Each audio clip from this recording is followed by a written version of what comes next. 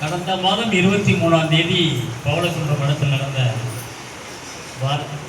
மகாபரிஷத், அதாவது பாரதிய சன்னியாசிகளுடைய மகா கூட்டமைப்பு தமிழ்நாடு. அந்த ஒரு முயற்சியை நம்ம தமிழ்நாட்டில் உள்ள ஆதீனங்கள் மகாதிபதிகளை ஒருங்கிணைச்சு நம்ம செஞ்சோம். அந்த நிகழ்வுகள் இன்றளவுக்கும் தமிழ்நாட்டில் பேசப்படக்கூடிய ஒரு பொருளாக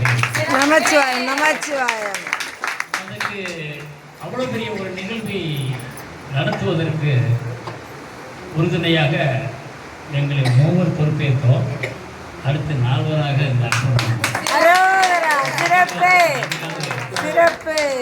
அவராக வந்து ஒருங்கிணைத்து நடத்தி கொடுத்தார்கள்.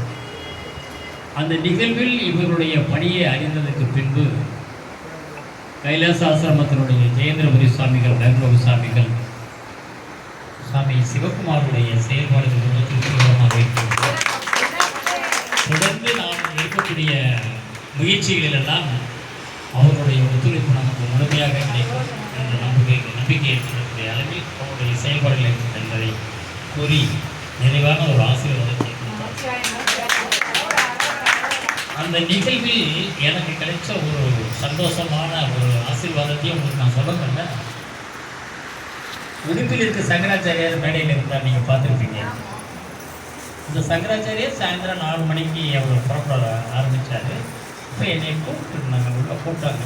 சாமி வந்து உங்களை கூப்பிட்றாங்க, உங்களை ஆசீர்வாதம் பண்ணணும்னு கூப்பிட்றாங்க அப்படின்னாங்க. அப்புறம் உள்ளே போன உடனே ஒரு பிரமாண்டமான ஒரு சால்வையை எனக்கு அணிவிச்சு அருமையான நிகழ்வை காலை அரங்கத்தில் நீங்கள் நடத்தி கொடுத்தீங்க. ரொம்ப சந்தோஷமாக இருந்தது.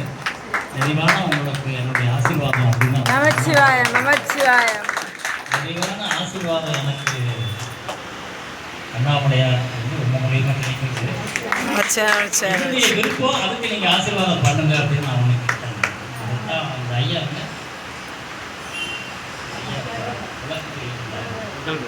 சொன்னது அடியார்களுக்கும் அடியாராக இருந்து கர்மா பணியை செய்யக்கூடியவர், ஒரு கர்ம யோகியாக நான் இருக்கணும், எனக்கு அதுக்கு ஆசீர்வாதம் பண்ணுங்கன்னு அவர்